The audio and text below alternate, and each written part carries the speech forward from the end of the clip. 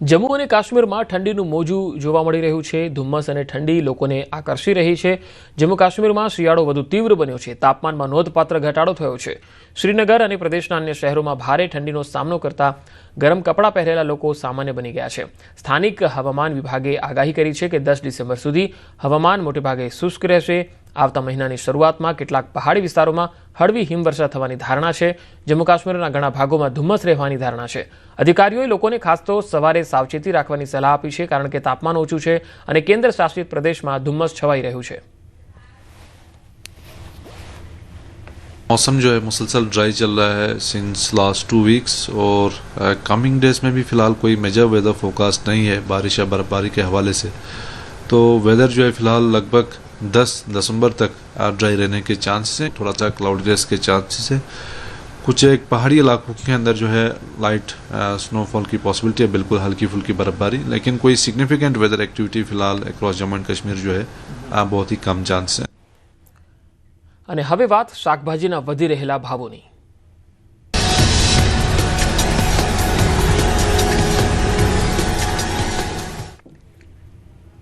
રાજ્યમાં શિયાળાની શરૂઆત તો થઈ, પરંતુ સામાન્ય રીતે ખેડૂતો અને ગ્રાહકો માટે રાહત લઈને આવતી હોય છે, કારણ આ સિઝનમાં લીલા શાકભાજી સસ્તા હોય છે અને ઉત્પાદન વધારે થતું હોવાથી બજારમાં ભાવ સ્થિર રહેતા હોય છે।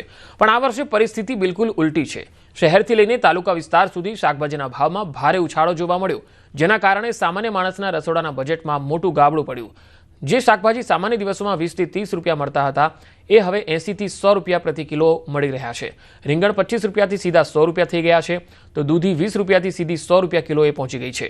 શિયાળાનું શાક ગણાતું તુવેર સિંગ પણ 100 રૂપિયા પ્રતિ કિલોના ભાવે વેચાઈ રહ્યું છે। ભીંડા, ટામેટા, વાલોર, પાપડી અને મેથી સહિતના મોટાભાગના શાકભાજી 80 થી 100 ની રેન્જમાં આવી ગયા।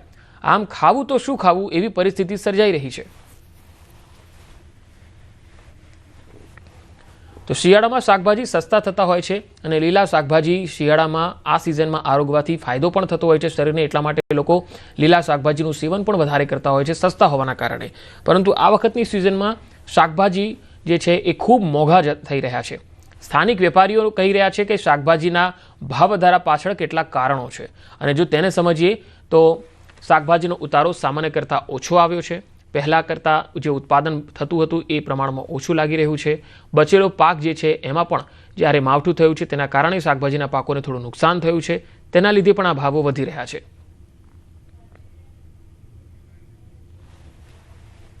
વધુ માહિતી મેળવી અમદાવાદથી સંવાદદાતા વિભુ પટેલ મારી સાથે જોડાયા છે। વિભુ, હાલમાં શાક માર્કેટમાં જે ભાવો વધી રહ્યા છે એ કેટલા સમયથી આ ભાવ વધવાનું શરૂ થયું છે, અને આગામી સમયમાં આ ભાવ ઉતરવાના કોઈ ચાન્સ દેખાઈ રહ્યા છે ખરા?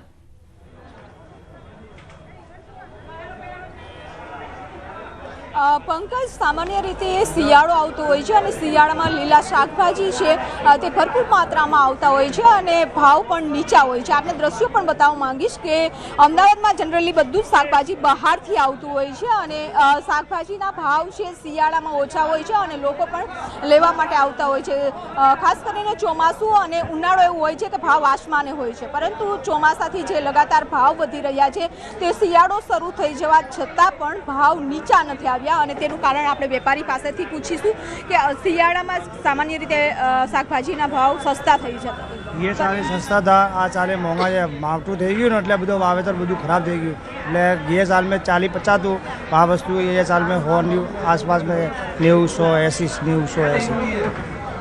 તો હજુ પણ લાગે છે કે શિયાળામાં ભાવ આ જ પ્રકારે રહેશે કે ઘટશે? માલની આવક આવશે તો ભાવ ઉતરશે, નહીં તો ભાવ પછી મેં કોઈ કહેવાવું નહીં। અત્યારે કઈ કઈ જગ્યા ઉપરથી શાકભાજી આવી ગયા છે? શાકભાજી ચારે બાજુથી આવે છે, ગામડામાંથી આવે છે। તો અત્યારે જોઈ શકો છો કે ભીંડા છે, રીંગણા છે, તમામ જે શાકભાજી છે તેના ભાવ છે 100 રૂપિયાની આસપાસના છે, કારણ કે અત્યારે જે રીતે માવઠું થયું અને માવઠાના કારણે ભાવ છે હંમેશા માટે ઊંચા રહ્યા છે, નીચા નથી આવતા, કારણ કે શાકભાજીની આવક પણ ઓછી થઈ રહી છે, કારણ કે માંગ સાથે બેન, આપ ક્યાંથી આવ્યા છો? રાણીપથી છે, કાલુપુર સ્પેશિયલ શાકભાજી લેવા આવ્યા? હા। આપણે જનરલી અમદાવાદ એવું છે વિસ્તાર કે અલગ અલગ વિસ્તારમાં અલગ અલગ પ્રકારે ભાવ હોય છે। ભાવ અલગ અલગ જ હોય છે અને અત્યારે ભાવ વધારે છે શાકનો। એમ અહીંયા કેવા ભાવ લાગ્યા છે? થોડાક ઓછા છે, એમ માપના કહેવાય। આપણે લારીઓ કરતાં અહીંયા થોડોક ફેર પડે। ઓકે, તો આ અત્યારે આ કાલુપુર માર્કેટ છે અને કાલુપુર માર્કેટમાં પણ લોકો આવતા હોય છે. એટલે સામાન્ય રીતે અમદાવાદ વિસ્તાર એવો છે કે અમદાવાદમાં વિસ્તાર વાઇઝ ભાવ છે તે જોવા મળતા હોય છે. પોસ્ટ વિસ્તારમાં ખૂબ જ ઊંચા ભાવ હોય છે અને એટલા માટે જ લોકો કાલુપુર માર્કેટ અથવા તો જમાલપુર માર્કેટ છે ત્યાં શાકભાજી લેવા માટે આવતા હોય છે. આપ ક્યાંથી આવ્યા છો? નવા વાડજથી. સ્પેશિયલ શાકભાજી લેવા આવ્યા છો? આજ સન્ડે છે. હા, એટલે અમે બે એકલા હોઈએ તો ઓછું વપરાય તો લોકલ લઈએ. અત્યારે ફેમિલી થોડું વધારે છે તો વધારે લેવા માટે અહીંયા આવે. ભાવ લાગે છે કે શિયાળામાં જે નીચા હોવા જોઈએ એ નથી અત્યારે? હા, એટલે મોંઘવારી પ્રમાણે ભાવ નથી વધ્યા એટલા.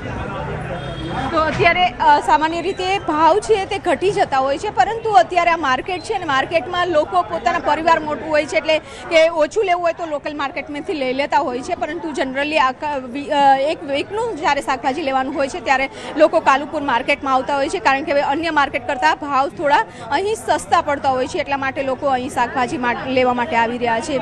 ડિમાન્ડ છે તે પ્રમાણે શાકભાજી આવી નથી રહ્યું, કારણ કે માવઠું થયું ને માવઠામાં શાકભાજીના પાકને ખૂબ જ મોટું નુકસાન થયું છે.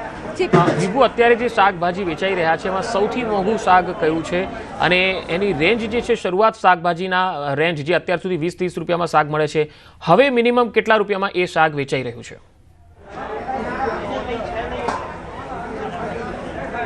અત્યારે આપણે તમામ આ જે શાકભાજી છે એને બતાવવા માંગીશ કે જે સિઝનના જે શાકભાજી છે તેના ભાવ પણ અત્યારે 100 છે અને સિઝન વગરના જે શાકભાજી આવી રહ્યા છે તેના ભાવ 100 રૂપિયાથી પણ વધારે છે, કારણ કે અત્યારે ભાવ નીચા હોવા જોઈએ. સામાન્ય રીતે વટાણા સૌથી સસ્તા હોવા જોઈએ, પરંતુ અત્યારે વટાણાની જે પ્રાઇસ છે એ 100 રૂપિયાની આસપાસ છે તે જોવા મળી રહી છે. અલગ અલગ વિસ્તારમાં અલગ અલગ પ્રકારના પ્રાઇસ છે તે જોવા મળતા હોય છે. અત્યારે જે આ લીલો શાકભાજી જોઈ શકો છો એ બહારથી આવી રહ્યું છે અને બહારથી આવવાના કારણે ટ્રાન્સપોર્ટ પણ મોંઘું પડી રહ્યું છે, એટલે કે સામાન્ય કરતાં અત્યારે શાકભાજીના ભાવ ખૂબ જ ઊંચા જોવા મળી રહ્યા છે. પહેલાં વટાણાના ભાવ શું છે અત્યારે? વટાણા 100 રૂપિયા કિલો બેન. બાકીના શાકભાજી ભાજી બધા 120 રૂપિયા કિલો છે. તો આપ જોઈ શકો છો કે વટાણા છે એ 100 રૂપિયાના કિલો છે અને બાકીના પણ જે સબ્જી છે એ 100 રૂપિયા 120 રૂપિયા એ રીતના ભાવ છે તે અહીં જોવા મળી રહ્યા છે. પંકજ. જી વિભુ, આપ મારી સાથે જોડાયેલા રહેશો. હાલ રાજકોટથી મારી સાથે હાર્દિક પણ જોડાયેલા છે. હાર્દિક, રાજકોટમાં શાક માર્કેટમાં શાકભાજી કેટલા મોંઘા દેખાઈ રહ્યા છે અને સ્થાનિક લોકો શું કહી રહ્યા છે?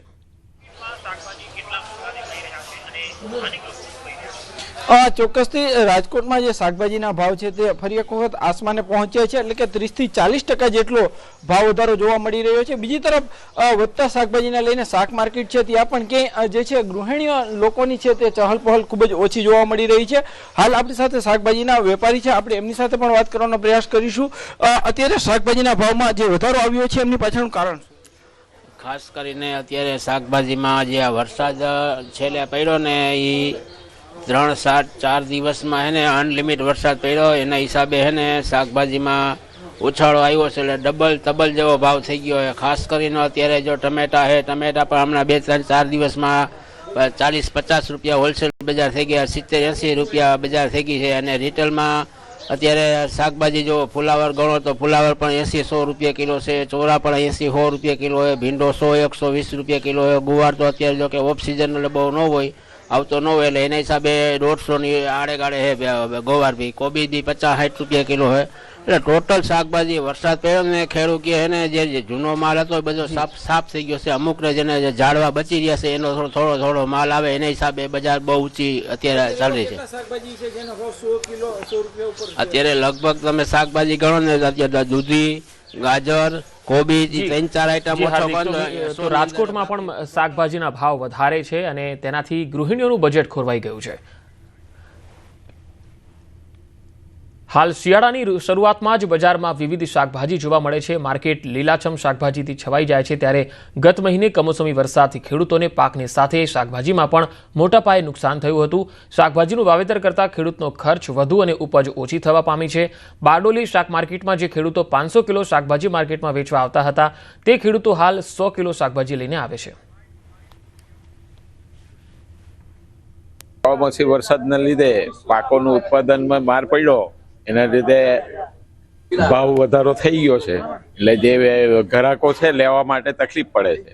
અત્યારે ભાવો ઉચકાયેલા છે એટલે ખેડૂતોને ગ્રાહકોને લેવા માટે બહુ તકલીફ પડે છે ભાવ એટલું વધવાથી. કમોસમી વરસાદ પડવાથી નુકસાન તો ગયું, પણ થોડું ગરમી હવે વરસાદ જવાને લીધે આ પાપડીનો પાક ચાલુ થયો તેમાં અમને થોડો રાહત મળતી છે, ભાવ મળી રહી છે. કમોસમ વરસાદને કારણે માલની આવક ઓછી હોવાને કારણે ભાવમાં વધારો થયો છે. જે ખેડૂત લોકો 500 કિલો લાવતા હતા તેમનો જેમ જેમ 100 કિલો માલ નીકળતો છે તેને કારણે ભાવમાં વધારો થયો છે. અને હવે બુટલેગર બનેલી પોલીસની વાત.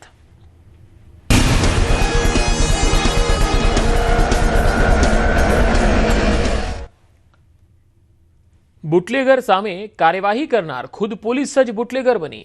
પોલીસ કોન્સ્ટેબલ વિદેશી દારૂની હેરાફેરી કરતા પકડાયો.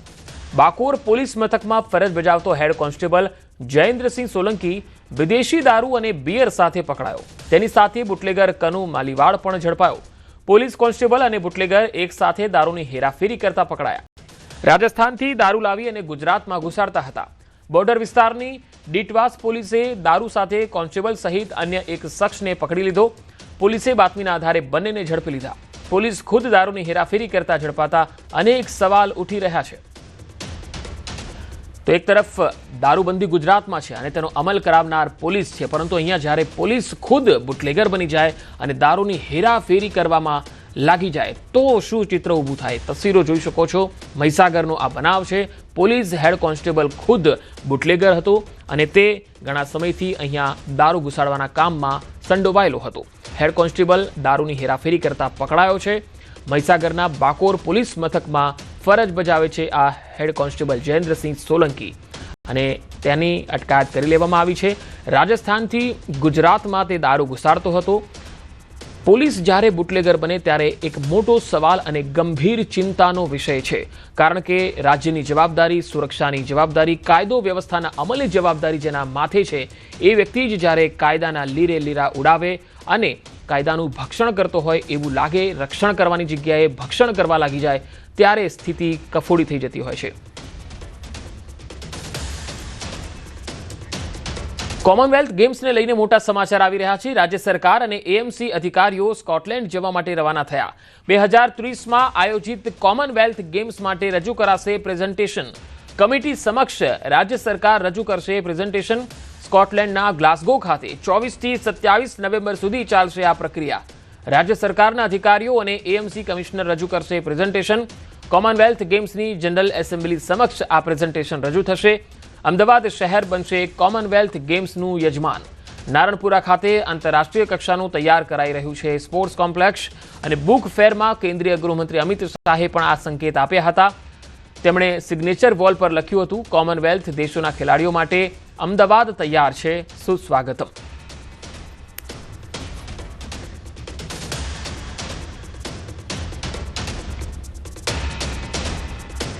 તો CWG 2030 માટેનું આ પ્રેઝન્ટેશન આંતરરાષ્ટ્રીય કક્ષાનું કોમ્પ્લેક્સ જ્યારે અમદાવાદમાં તૈયાર થઈ ગયું છે ત્યારે ગૃહમંત્રી અમિત શાહે પણ આ અંગેના સંકેત આપ્યા છે. ત્યારે એએમસીની એક ટીમ જે છે એ સ્કોટલેન્ડ માટે રવાના થઈ છે અને તેઓ એક પ્રેઝન્ટેશન આપવાના છે. કોમનવેલ્થ ગેમ્સને લઈને આ પ્રેઝન્ટેશન રજૂ થશે. વધુ માહિતી મેળવીએ. સંવાદદાતા પ્રણવ પટેલ મારી સાથે જોડાયા છે. પ્રણવ, જે એએમસીની જે ટીમ સ્કોટલેન્ડ રવાના થઈ છે, આ પ્રેઝન્ટેશન કયા પ્રકારનું રહેશે?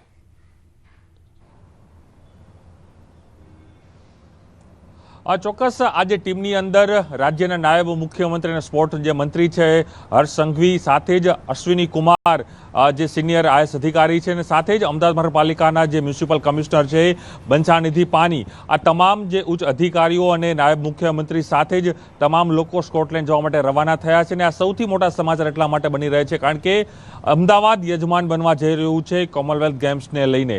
તેને લઈને તમામ જે પ્રેઝન્ટેશન છે, કઈ રીતે ઇન્ફ્રાસ્ટ્રક્ચર છે તે મહાનગરપાલિકા રાજ્ય સરકાર અહીં ઊભું કર્યું છે તેને લઈને આખું પ્રેઝન્ટેશન છે તે રજૂ કરવામાં આવશે. મહદઅંશે જે રીતે અમદાવાદ શહેરમાં આંતરરાષ્ટ્રીય કક્ષાના જે સ્પોર્ટ કોમ્પ્લેક્સો તૈયાર કરવામાં આવ્યા છે. નારણપુરા ખાતે જે વીર સાવરકર સ્પોર્ટ કોમ્પ્લેક્સ છે તે એક આંતરરાષ્ટ્રીય કક્ષાનું એક કોમ્પ્લેક્સ બનાવવામાં આવ્યું છે. એ જ રીતે અમદાવાદના પૂર્વ વિસ્તાર હોય કે પશ્ચિમ વિસ્તાર છે એ તમામ વિસ્તારોમાં મિની જે સ્પોર્ટ કોમ્પ્લેક્સ પણ તૈયાર કરવામાં આવ્યા છે. તેને લઈને પણ પ્રેઝન્ટેશન રજૂ કરવામાં આવશે. તો સાથે જ અમદાવાદ શહેરમાં કઈ રીતે ઇન્ફ્રાસ્ટ્રક્ચર છે, ટ્રાન્સપોર્ટને લઈને ખેલાડીઓ માટે તેને રહેવાની કઈ રીતની વ્યવસ્થા થશે, આ તમામ જે મુદ્દાઓને સાથે જ અમદાવાદ મ્યુનિસિપલ કમિશનર, સાથે જ જે કહી શકાય અશ્વિની કુમાર, નાયબ મુખ્યમંત્રી હર્ષ સંઘવી, આ તમામ લોકો હાલ જે કહી શકાય જે અપડેટ મળી રહ્યું છે તે પ્રમાણે સ્કોટલેન્ડ જવા માટે રવાના થયા છે. અને જે કોમનવેલ્થ ગેમ્સની જે કમિટી છે તેની સમક્ષ જે એસેમ્બલી કહેવામાં આવે છે તેની સમક્ષ સમગ્ર પ્રેઝન્ટેશન છે તે રજૂ કરશે. અને પ્રેઝન્ટેશનમાં આ તમામ જે ઇન્ફ્રાસ્ટ્રક્ચર કઈ રીતે મહાનગરપાલિકાએ ઊભા કર્યા છે, રાજ્ય સરકારે કઈ રીતે ઊભા કર્યા છે. કારણ કે જી પ્રણવ, આભાર સમગ્ર માહિતી આપવા માટે.